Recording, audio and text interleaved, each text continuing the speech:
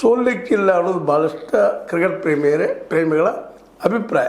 ಹೀಗಾಗಿ Chennai super king ಇವತ್ತು ಗೆಲ್ಲುವ ಫೇವ್ರೇಟ್.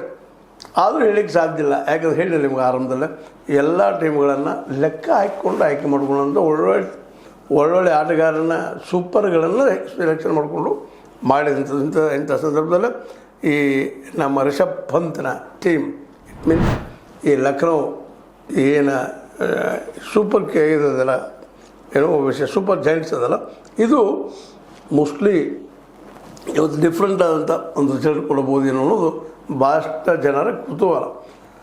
ಅದೇನಿರಲಿ, ಇವತ್ತು ಯಾರು ಗೆಲ್ತಾರೋ ಯಾರು ಸೋಲ್ತಾರೋ ಅನ್ನೋದು ಇವತ್ತು ರಾತ್ರಿ ಗೊತ್ತಾಗುತ್ತೆ. ಮತ್ತು ಇನ್ನೊಂದು ಏನಪ್ಪ ಅಂದ್ರೆ ಯಾರೂ ಇಲ್ಲಿ ಡಾಮಿನೆಂಟ್ ಆಗಲಿಕ್ಕೆ ಸಾಧ್ಯ ಇಲ್ಲ ಅನ್ನೋದಕ್ಕೆ ಸ್ವತಃ ಸೂಪರ್ ಈ ನಮ್ಮ ಪಂಜಾಬ್ ಕಿಂಗ್ಸ್ ಇದ್ದಾರಲ್ಲ ಅವರ ಸಾಕ್ಷಿ. ಯಾಕಂದ್ರೆ ನಿರಂತರವಾಗಿ ಗೆದ್ದು ಬಂದಂಥವ್ರು ಈಗ ನಿರಂತರವಾಗಿ ಸೋಲ್ತಾ ಇದ್ದಾರೆ. ಇದಕ್ಕೆ ಕಾರಣ ಏನು? ಅವ್ರ ಓವರ್ ಕಾನ್ಫಿಡೆನ್ಸು ಮತ್ತೇನೋ ಗೊತ್ತಿಲ್ಲ. ಆದರೆ ಸೋಲ್ ಮಾತ್ರ ಆಗಿದ್ದೇನು ಸೋಲಲ್ಲ. ಏನೋ ಒಂದು ಆಸೆ ಮೂಡಿಸಿದ್ರು.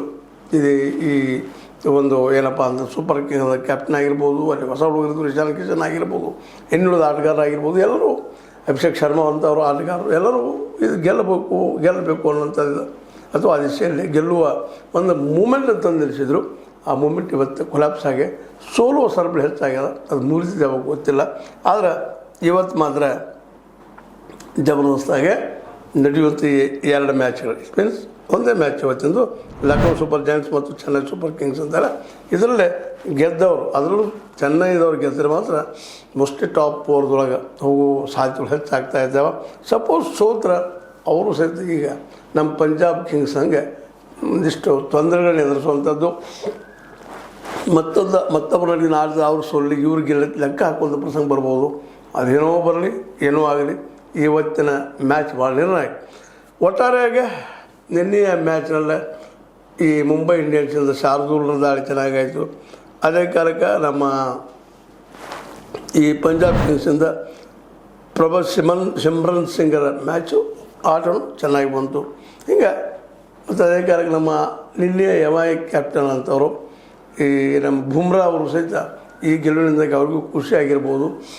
ಏನೂ ಆಗಲಿ, ಒಟ್ಟಿನಲ್ಲೇ ನಿನ್ನೆ ಪಂಜಾಬ್ ನಮ್ಮ ಕಿಂಗ್ಸ್ ಸೋತಿದ್ದರಿಂದಾಗಿ ಅವರು ಅನಗತ್ಯ ಕೆಲವೊಂದು ಸಮಸ್ಯೆಗಳನ್ನ ಎದುರಿಸುವಂಥದ್ದಾಯಿತು.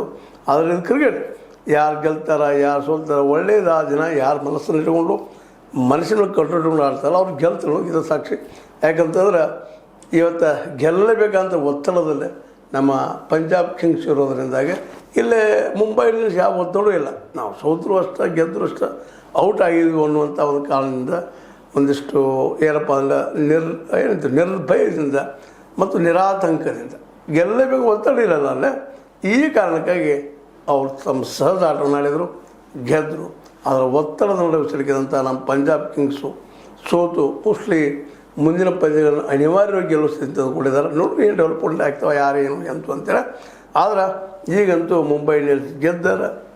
ಅದರಿಂದಾಗಿ